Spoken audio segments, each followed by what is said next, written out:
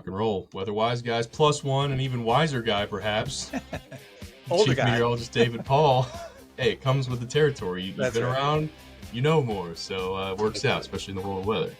Good to see you guys. So, yeah, thanks for coming back on. Last time we had David, we talked about snow. We're doing the polar opposite here. Me and Wes discussed tropical stuff. What was it, last week? You were on vacation, Wes. How long ago was that? I was in the tropics last week. Actually, I was in Florida, just south of the Panhandle, which sounds weird because you're like south of the Panhandle is the Gulf. No, it's one of those islands. It's like near St. George and just a tiny little island. I was there for a week.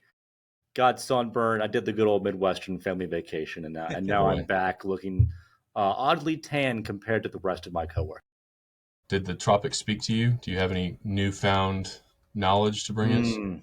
They did not. They did not speak to me, but the sand and the wind sure smacked me around a little bit. It wasn't much speaking. It was just bullying. Yeah, David's TBY in Dothan. He's a stone's throw from the Gulf down there, and pretty good with hurricane forecasting. So we thought we'd bring him on to talk about. And David, you saw this like the rest of the public, all meteorologists. And what was your initial takeaway, or what are your thoughts, I guess, in general on like hurricane forecasting, tropical outlooks? Initial takeaway is that's a really big range that almost anyone could put out there. 13 to 19 is going from below normal to well above normal. So I kind of wish that they would try to pin down maybe a little more what the actual forecast is. But I mean, that's a good ballpark range really for named storms, hurricanes, and major hurricanes. I mean, there's a pretty good chance that it will fall somewhere in that range unless something crazy happens this year. Something crazy always bound to happen. So we That's all true. did. Yeah, we all did. I think you kind of spearheaded this with the single numbers, David. Yeah. So this is before we show yours. Oh, okay. This is what me and Wes came up with, and we kind of I'll let Wes speak on his numbers, but I looked at this and I can't really argue against this, but I could easily see one made with somebody who brings the variables to the table. It's early and there's so many unknowns. I see no reason why we couldn't have 15 named storms, especially since we like to name them even if they're a storm for 5 minutes. Hurricanes, majors, we're pretty close there. Wes, you're a little bit lower with the named storms. I'm lower, and if we don't get something going here in the next 2 or 3 weeks, I have a little bit more confidence in my forecast. Right now, I am going low. I mean, in terms of just like named storms, but there really isn't a huge difference between like hurricanes and major hurricanes. I'm down with like 3 major hurricanes because those could occur out in the middle of the ocean, and it's like, sure, it's a major hurricane. It may not last very long, but I think it seems like it's a little easier to hit hurricane or major hurricane status if it doesn't even interact with land. Yeah, this is David's pretty close on there, and David cast. It's I like the graphic and the very elegant. Very elegant. The typing there is nice. There's your experience right there. It's shown in fonts. That's right, in fonts, trying to stand out there a little bit. Yeah, 14, 7, and 3 for me, which is right on the money to a normal season. It's just what the normal numbers are, 14, 7, and 3. And it's probably, like you guys, below some of the other forecasts that are out there that are calling for, like you saw with the NOAA forecast, up to 19 named storms. All right, it's early. And obviously last year, Beryl, was record setting for all sorts of different, numbers. But that's pretty uncommon when you talk about June. So, Wes, I think it's interesting that you say your confidence will go up if we go 2 or 3 weeks with nothing. I mean, we normally don't have much in June, right? Yeah, and it's all like, well, statistically speaking, we're just go June. Like stuff can happen before June, but like it technically isn't hurricane season. We're just fitting a curve here to things that have historically happened and whatever.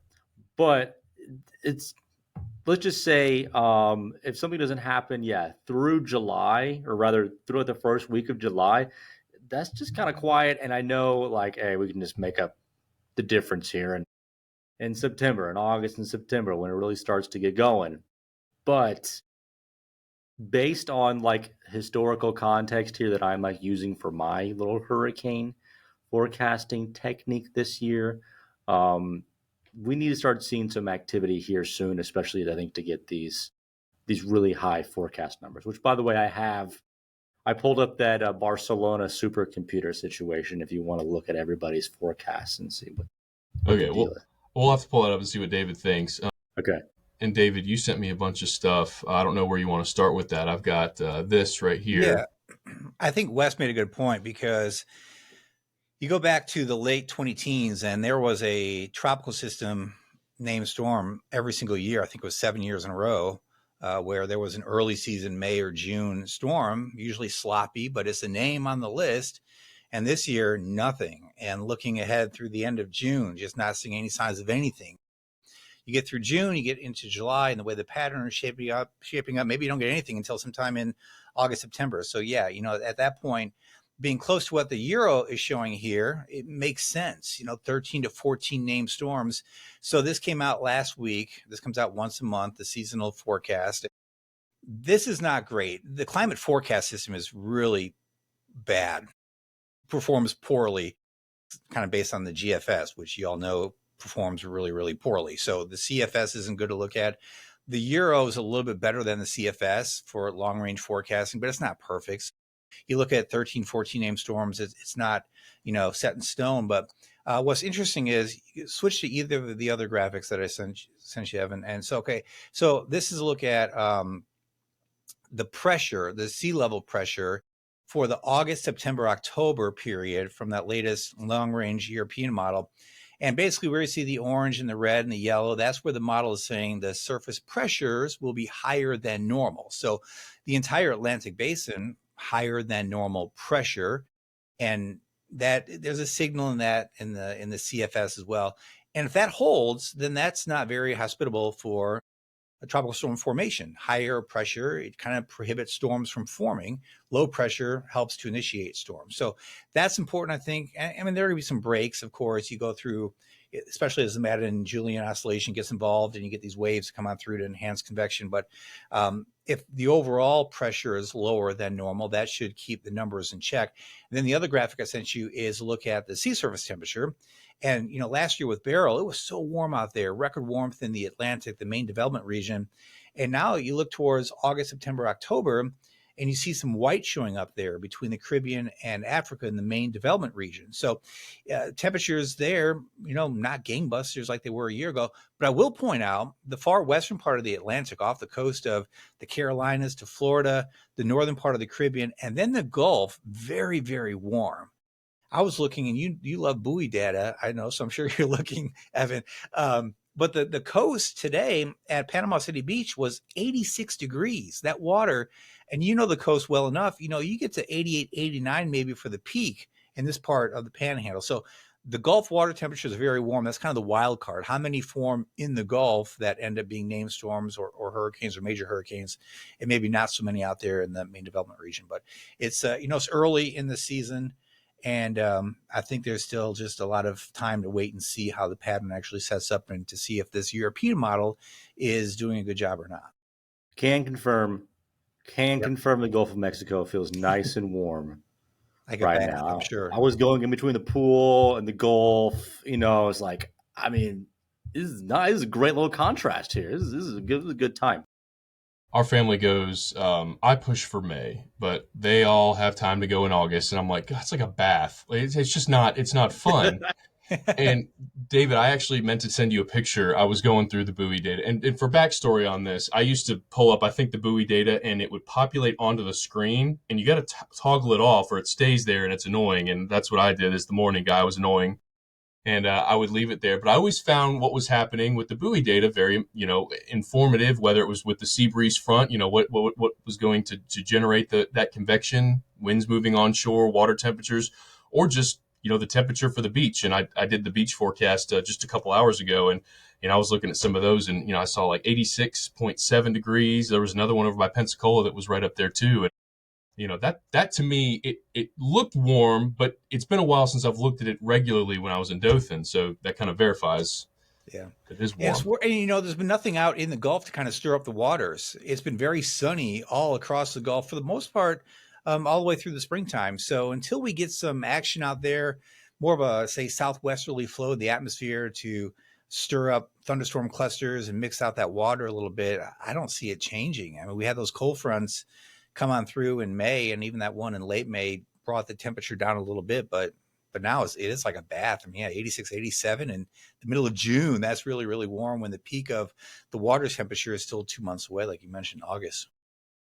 Did you all get any dusts from Sahara, the Saharan air layer? Did that come over like last week or something? A little bit, not much. Most of it was kind of focused more on Louisiana up into Arkansas, that kind of zone right in through there, more so than Alabama. I have a grab of that plume here. This was right before. Oops. Excuse me. My PowerPoint skills are kind of at a young high schooler's level, so I'll get this here in just a second. But I grabbed that plume because we had talked about the potential of that, reaching and what it could do for sunsets and everything else. But it fizzled. It seemed like to some extent wasn't as intense, perhaps as it looked across the Atlantic. But this is the other wild card I put out there with stuff is these plumes that come off of the African coast. And David, I know I sat with you and we looked at a lot of these things sometimes together, and a lot of it's very unpredictable. The strength of the waves coming off the coast, the frequency, then the conditions within the waters. And with that, I made last week when me and Wes did our forecast, kind of the point to argue against my own dang point, which was it's hard to know how frequent these are going to be. How this will lead to tropical developments. How do you know the specific number? How does this help, people who are planning a beach trip in the Caribbean or along the Florida Gulf Coast plan out their summer and fall based off of this outlook? And I think it's just hard to do for a litany of factors. One thing with the dust is important to remember that season kind of peaks in June, July for the dusty season.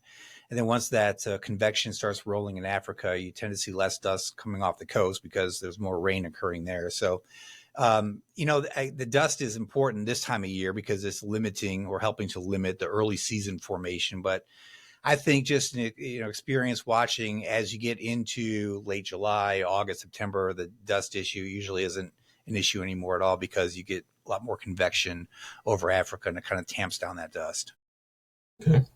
Good to know. Yeah, I know you talked with Phil Klotzbach, and we mentioned him too. A guy, he's a back pocket resource when tropical season starts because he has a stat for everything. He does. You just talked to him, right?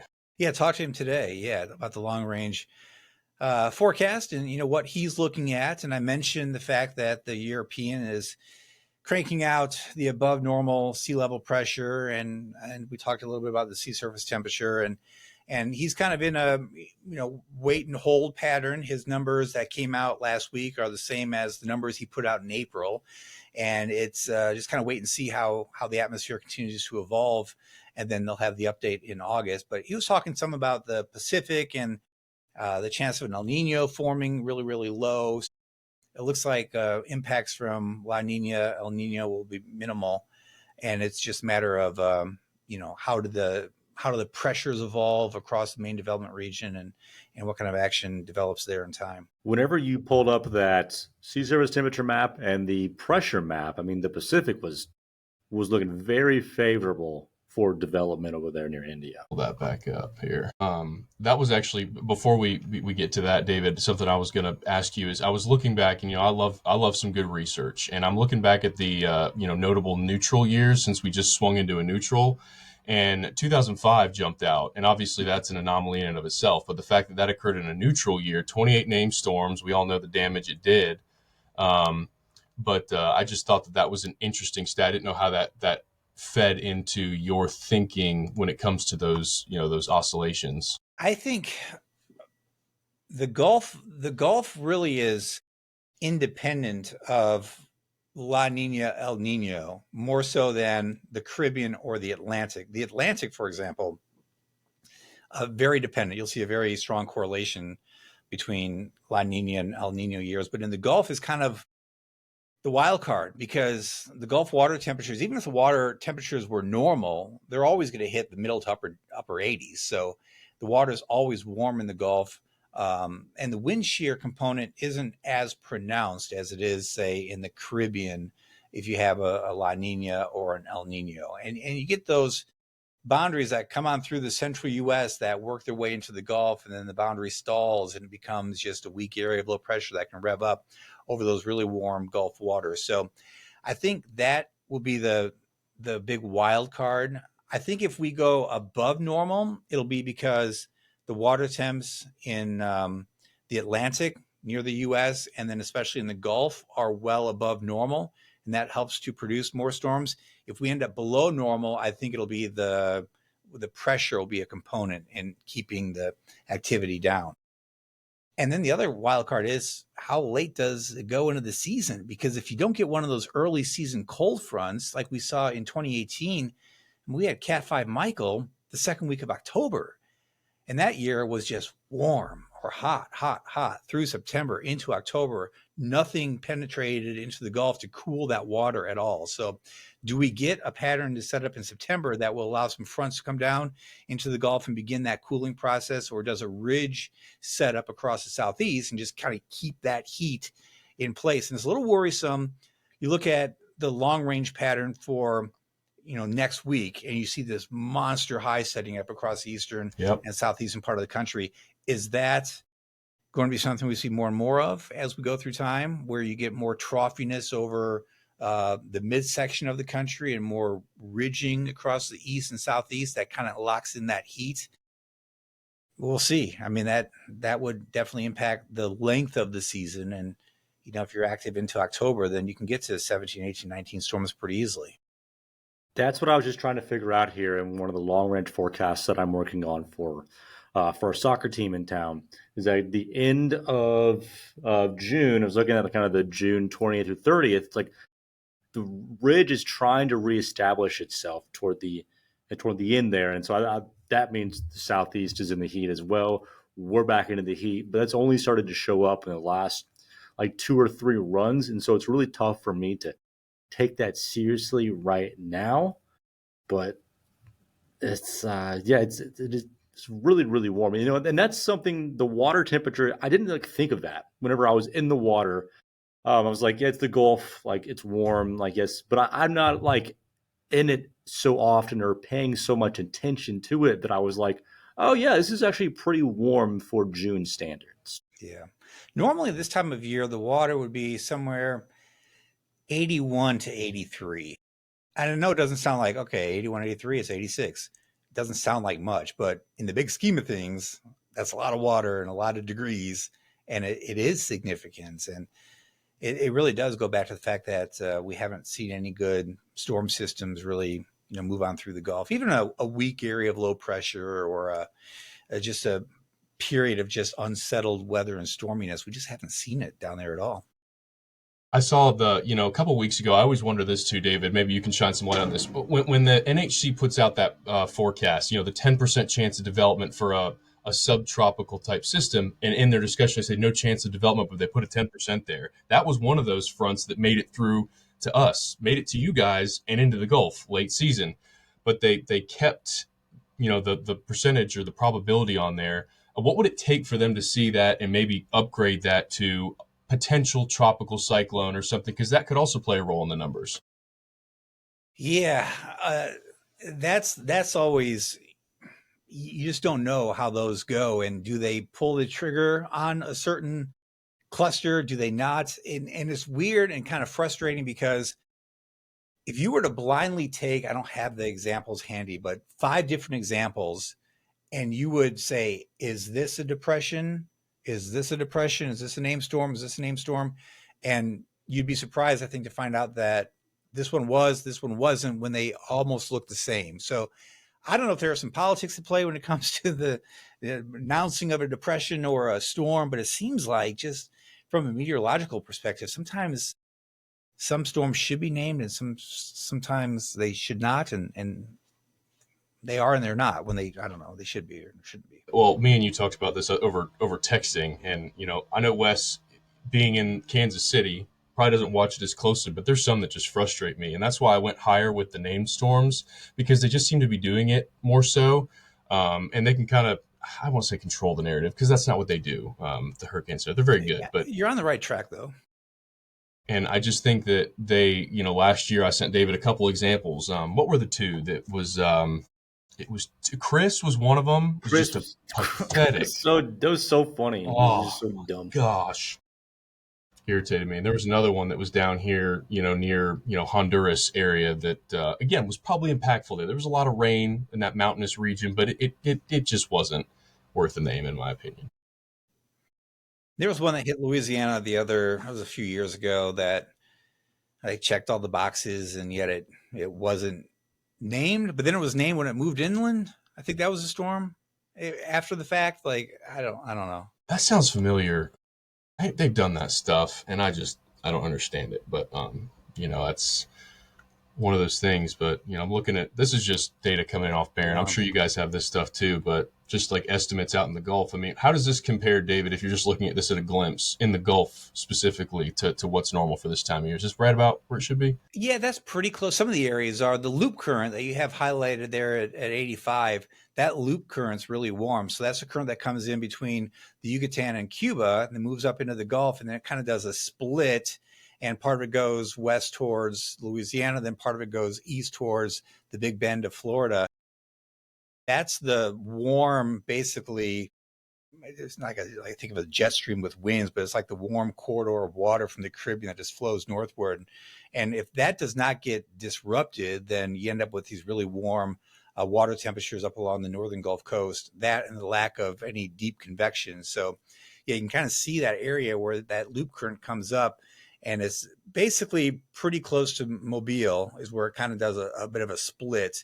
And Yeah. that's why the water quality is so bad along the coast of Louisiana, because all that muddy Mississippi River water is going westward. And then you get up into the Panhandle, and it's beautiful because you get basically the Caribbean water coming up and then curling back to the east. But yeah, so those showing lower 80s, and in reality, some of those buoys, like we mentioned earlier, 86, 87 degrees. So that might be underdoing it a little bit. It's certainly warm.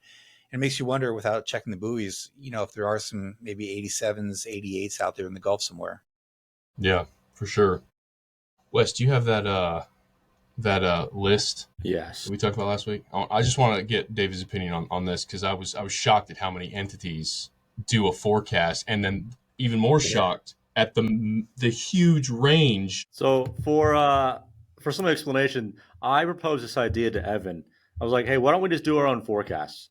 Because it seems like it's become a thing that people that don't even have the level of background knowledge that you have, David, are just making seasonal forecasts. It's almost to the point where it's become like a basketball bracket or like a draft. It's just it's 99% of the forecasts that are put out, emergency managers, government entities are not really using that for their preparation. And so it's for S's and G's, let's just make a forecast, each of us, and we'll just see what happens. Because it's no one's gonna die because of our forecast. Let's just see what happens because of this.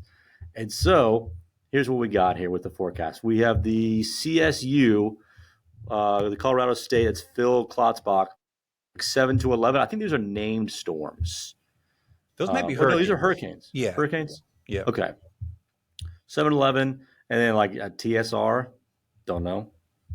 Storm Geo, Schlotthauer, don't know.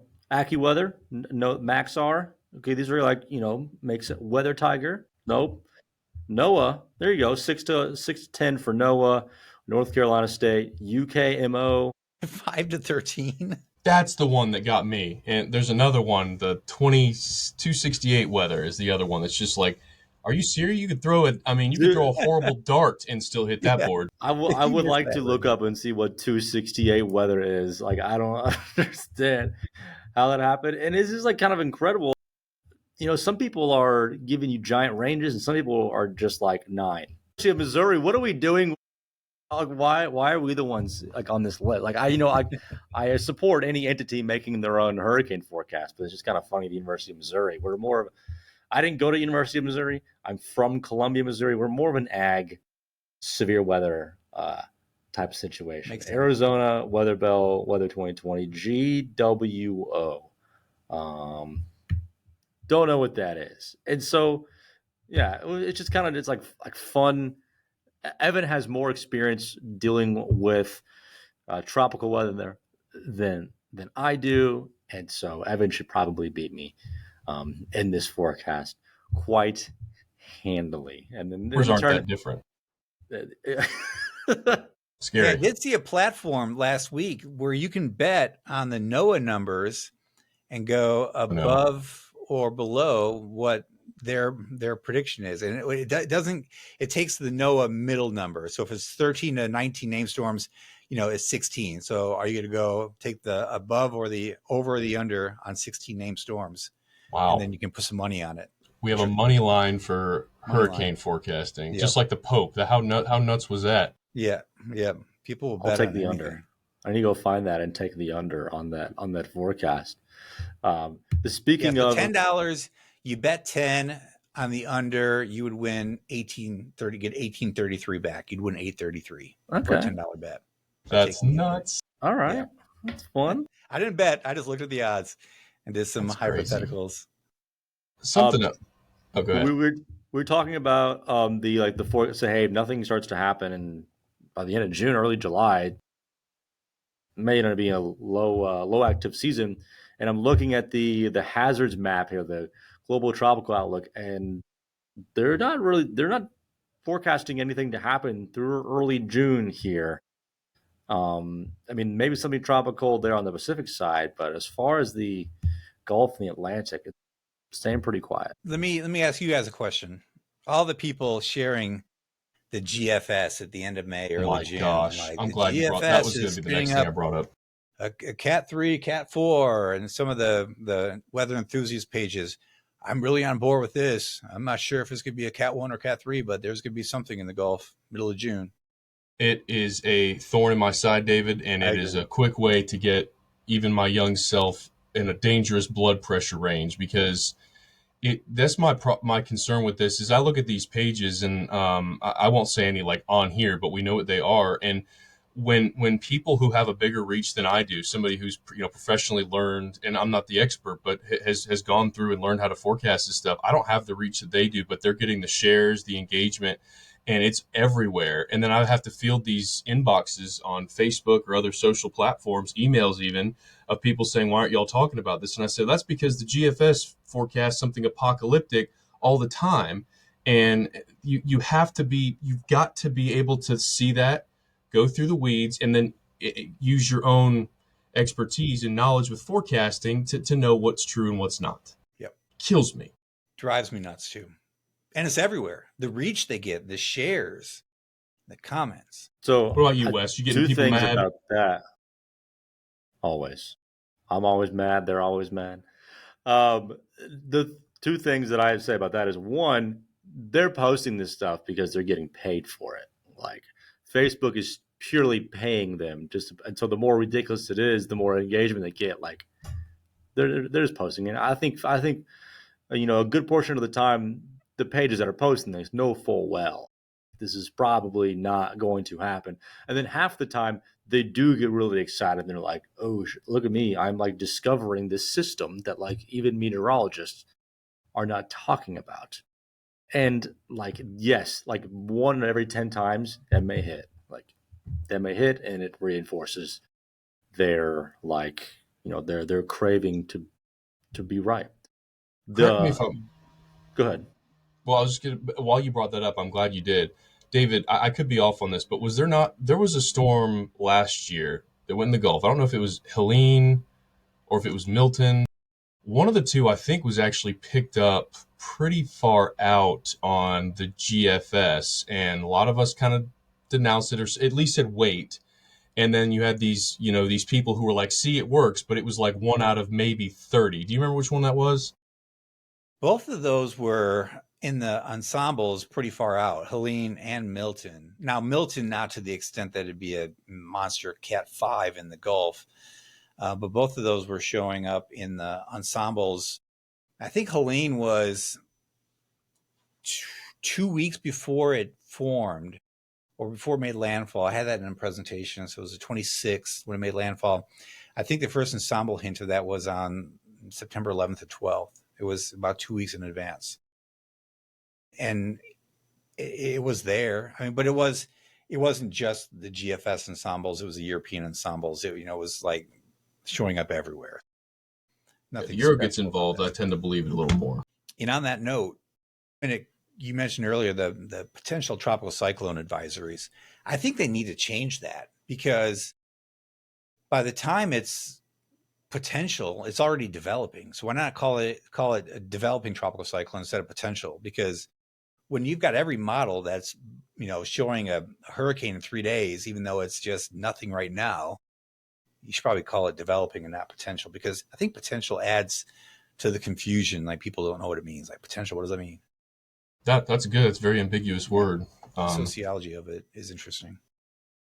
What were you saying, Wes? It's like second thing was, and this is something that it's really tough for us to overcome just because of the nature of our job, is that some people just inherently believe that since we are professional meteorologists, we are withholding information from people.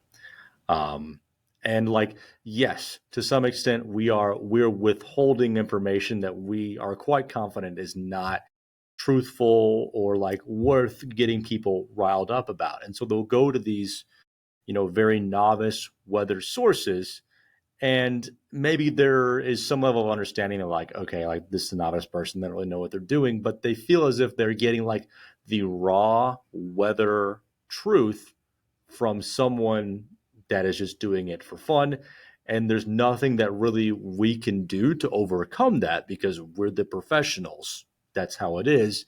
It's just people will have to just gradually catch on that, like, this person who's post the 300-hour GFS for the second time today is just misleading me, but it's such an uphill battle that it's like just impossible. People shop for the forecast that they kind of want to come true, or shop for the forecast that kind of makes them fearful. And if they see it somewhere, they kind of gravitate towards it, whether it's wrong or right.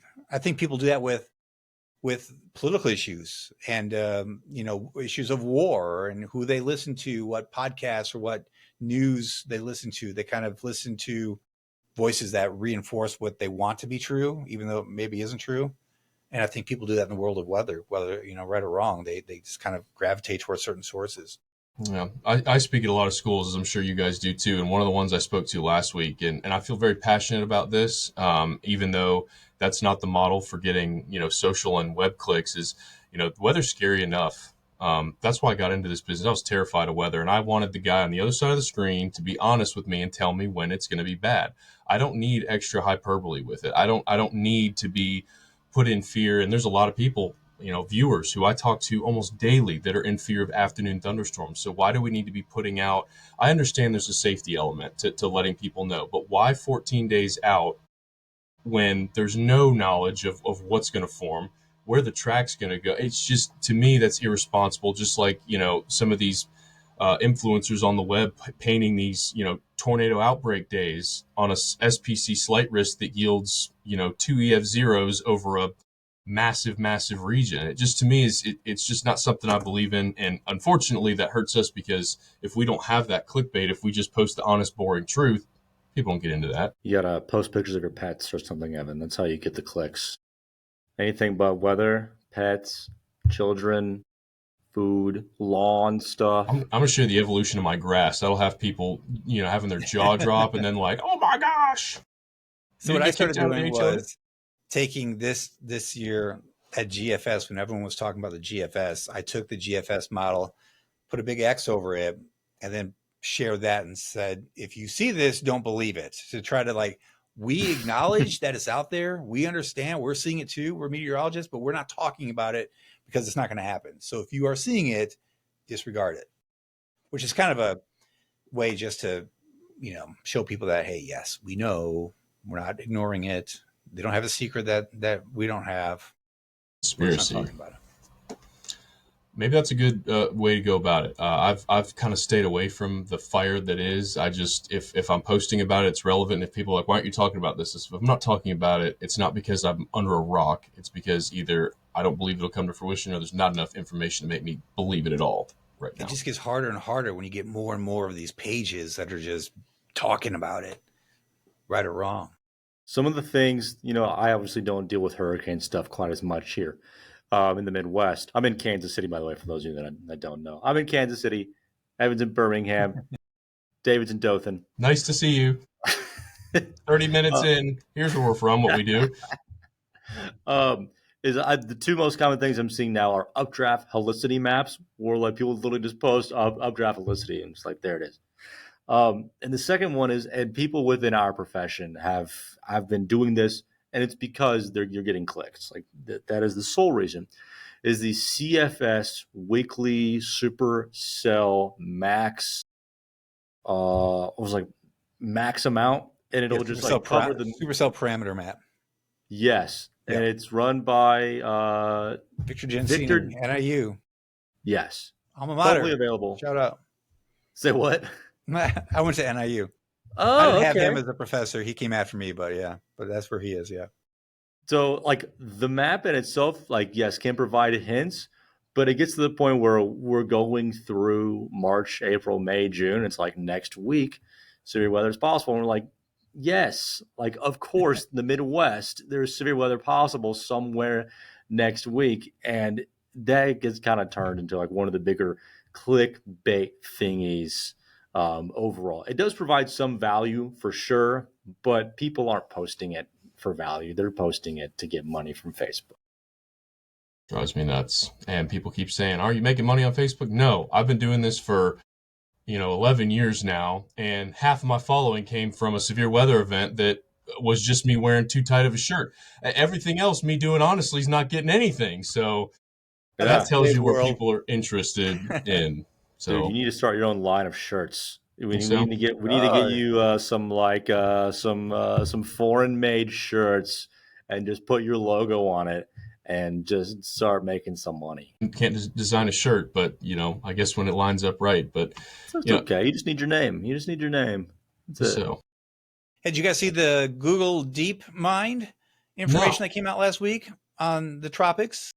What? So they've been running models. It's Google DeepMind and Google Research. It's an AI model. And the last 2 years, they ran the model, and then they released the data Friday, and they released the public website as well. So for real-time tracking. So they trained this on decades worth of tropical weather, just weather around the globe. And then they did over 5,000 tropical systems over 45 years. They fed that into the learning model. And then they, ran that and it did very well on tracks like Helene or Milton, outperformed the European ensembles and the deterministic European run. So very promising what's happened the last couple of years. And again, it's trained on a bunch of different tropical specific models or storms. So it's good data. But yeah, I think that's exciting because the European AI model did pretty well last year. And, going back to Helene, when the models, the physics-based models were showing that shift to the west, and it brought the cone into Dothan, and we're like, it's not coming here, it's going east Tallahassee. The AI model was east, and the graph model from IBM was east, and this Google DeepMind AI model was east as well. So it really outperformed those physics-based systems. So I'm excited for this year hurricane forecasting because we've got the ensembles, which are really good. And then we've got the AI Euro and now the Google AI tropical model too. So exciting stuff.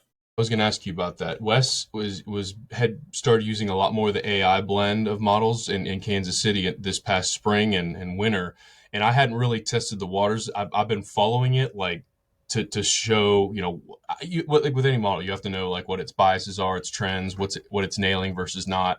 So are you seeing some good stuff, some reliable stuff? Because I know AI can be a new, different, and sometimes intimidating thing to wrap your head around. It's my go-to, I think. What do you think, Wes? Oh, I'm sorry. I enjoyed a lot, especially we do a 10-day forecast, and so I will use the Euro AI, and I also found the AI ensemble as well, and so I'll use those two things, especially for days 5 through 10. The really key thing that it hints at you is if it does something for 3 or 4 runs and you are more, I mean, just really 3 to 4 runs in general, and you're within 5 days, that is probably going to happen because it knows that like things are slightly changing, the atmosphere, and even with those things slightly changing, if it's giving you the same answer over and over again, that's like a higher mark of confidence from that weather model. Now it has definitely, like, it's got stuff wrong, like it gets things wrong as well. Especially, it's really tough to resolve mesoscale features and movement of individual thunderstorms and stuff like that. So, like for instance, for tonight, I have to watch for thunderstorms in Nebraska, and we'll get pushed down here, and I'm not really going to use AI to do that. However, it does a very good job at temperatures, being consistent, and just overall give you the gist of what's going to happen. As an example, the CPC put out something like a week and a half ago saying, hey, there's a chance for 95 to 100 degree heat indices across pretty much my viewing area from, it was June 14 through 17. Okay. So that was this weekend. This weekend, it was 87, 85, and 86. Okay, it was not. The AI model had it 2 days later, had it this Thursday through Monday. And I'm like, okay, let's just see what happens here. The AI model is beating the Climate Prediction Center, it's beating all these forecasts. And that happens more often than not. And so I use that information because people are relying on, like, the soccer team. The soccer team's relying on my forecast. So I have to be like, hey, there's a chance of really, like, high heat danger all of next week, but I think it's probably going to be during this period instead. And so it does a really good job. It doesn't take the place of mesoscale models or all over models, but it will definitely make you a more accurate forecaster if you learn how to use it properly. And David, you're shaking your head, and so nodding your head, saying yes. Well, how good it is. Yeah, I've used it a lot for. You're right. It's not for, hey, is it going to rain tonight, or is it going to, where the storm's going to pop up tomorrow? It's pattern recognition because it's trained on all the past weather. So very good for large scale circulations and development of, say, moisture flow into the Gulf, for example, somewhere, or how the pattern generally will set up. And it really is a great forecasting tool. When I forecast, 10 days out, I do a 14-day, even though we show 7 days on air. That day 7 to 14-day period is really relying heavily on the AI European model because it does grasp the pattern a bit better than the deterministic models. This is a forecast sheet that David made, by the way. Yeah. I did change one thing. I switched the 14 to 10 day. The 14 day in the summer just started to irritate me, so I trimmed it to 10. But nice. he taught me that, and I still have the template, and I switch it certain times of the year. I'll take away 850 temps. Other times, 850 temps is something you taught me about, understanding the ridge, how hot it can be with highs. But, like that, when you told me, I was like, this is nonsense. Well, you start looking at it, and there's things you can take away. And the AI I need to start looking more at, too. Yeah, definitely do it. It's another tool in the toolbox. And when it comes to forecasting tropical, did really well last year, surprisingly well. When it first came out, I was like, okay, AI is not whatever. But then the more I've been watching it, the more I'm like, you know what? There's something here. And it makes sense because as forecasters, we get better based on all the storms we have seen in the past. And we know how a storm is going to react because we've seen it before. Well, AI, you feed all that into the AI model and it's seen everything. So I can see the day where the AI modeling is way better than any human because you can just feed it every little bit of information that's happened in the past. And you look at severe weather, I don't think it's to be too far down the road where severe weather, severe thunderstorm warnings and tornado warnings are issued based on AI analyzing the radar. And that's how we get good at severe weather forecasting and analysis is because we've seen a bunch of radars and we know how the storms respond and react in a certain environment. AI can do that better than any human can. So I think it's just a matter of time before warnings are going to be issued based on AI, and I think they're going to be better than any human can do. I'm Oh, excited about it.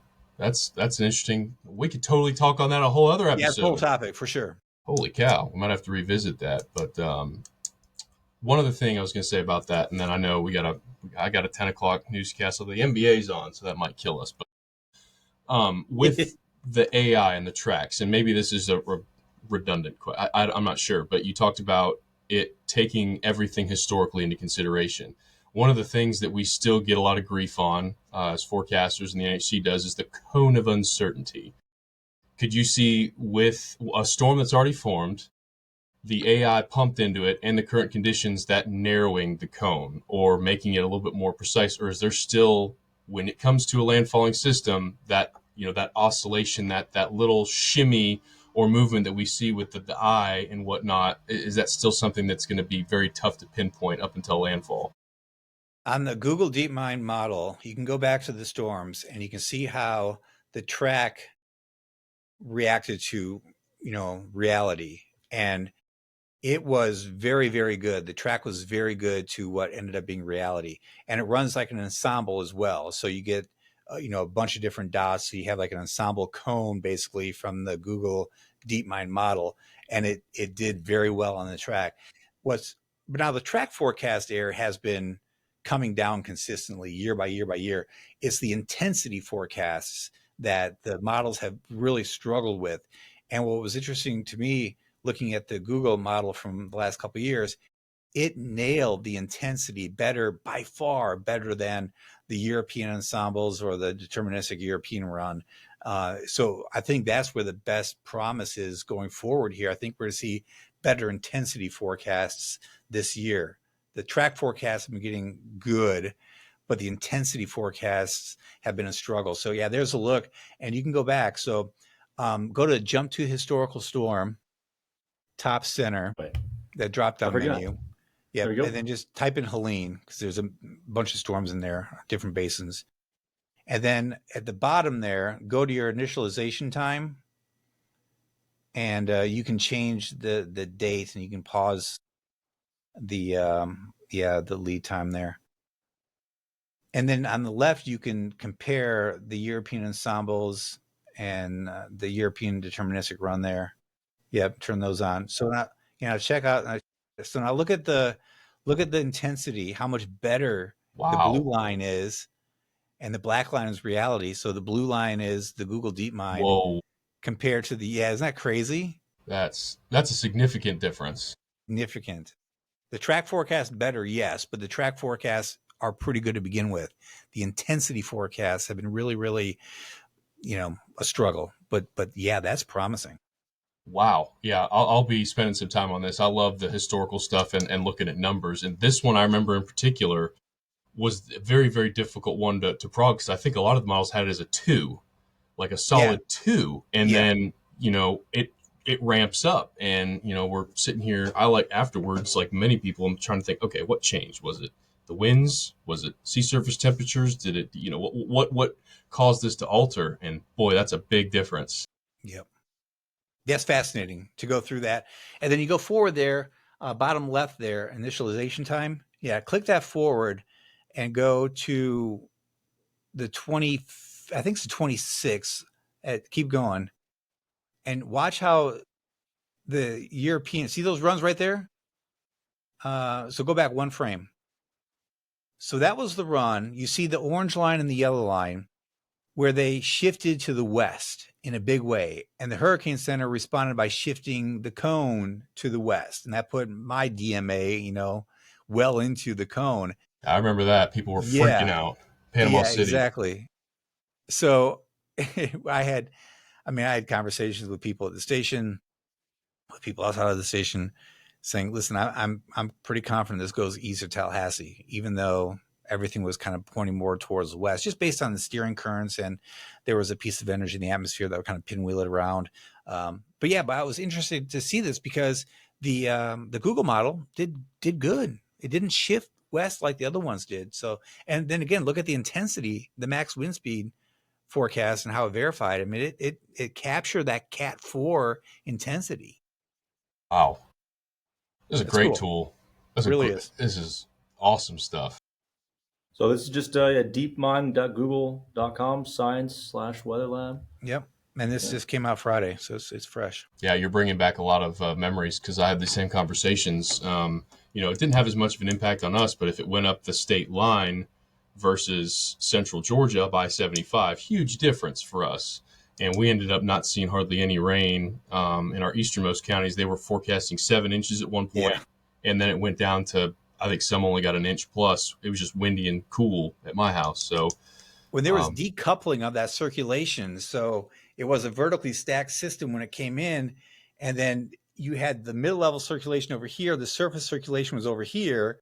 So the surface circulation was pretty weak when it went through Georgia, but then the main spin on radar and all the wind was farther to the east of where the low-level circulation was, and that kind of, I think, screwed up people now I was just up in Nashville a couple of weeks ago in Western North Carolina because they got so much rain. And I think people were focused on the track from the Hurricane Center, which did a pretty good job with that low level circulation, but that wasn't doing anything. It was what was happening up above in the atmosphere that was farther east that did so much of the damage from the rain and the wind. That was a very interesting case. The whole storm was so fascinating.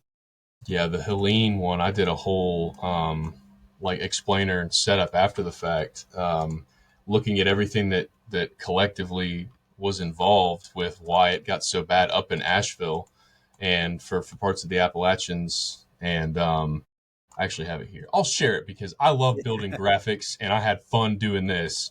But and then I know if we need to wrap up, we can probably wrap up. But this was something I did it was kind of like a reflection, what the heck happened. So, there it is in the Gulf. And there was this weak, and you probably remember this, David, looking at this, there was a weak, frontal boundary and this cutoff low in the middle of the country. And then an upper trough, which is not uncommon, but over the Great Lakes. We also had a system that had come through and was kind of already making for a very wet go of it across parts of the mountains. So when this moved on shore, there was a litany of things that came together and created this being an absolutely devastating event. But looking at all this and then just the channeling of this water vapor, I looked at several water vapor images and it was like the biggest conveyor belt of moisture you could see funneling in, and then it was a tight gradient versus very dry air here over Alabama, which is why we didn't get anything. So. Yeah, that predecessor rain event was huge up in the mountains. It just saturated the ground and that water had nowhere to go. And they had the double punch. It was Gulf moisture, it was Atlantic moisture, just feeding into that area that was soaking wet from the previous rains. It was just worst case scenario. In that area of Asheville, and I was there June 1st of 2024, and I got a family up there, so I've been to Asheville a bunch.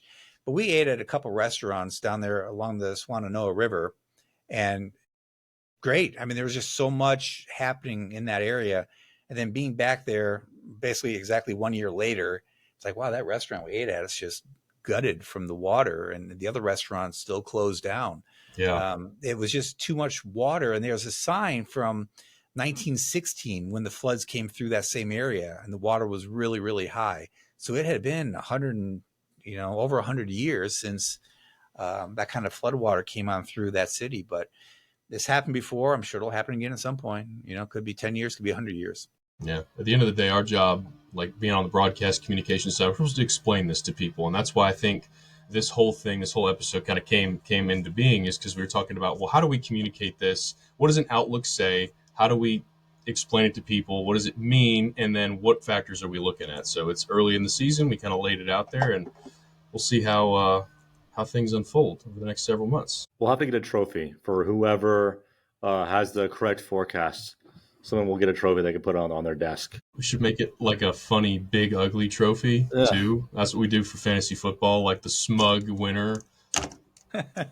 Something to do with the wise guys theme here. I don't know if we need an Italian, like a cigar, like a pizza. I'm not Italian at all, but some sort of the wise guys is like an Italian mobster. There's your Italian right there, David.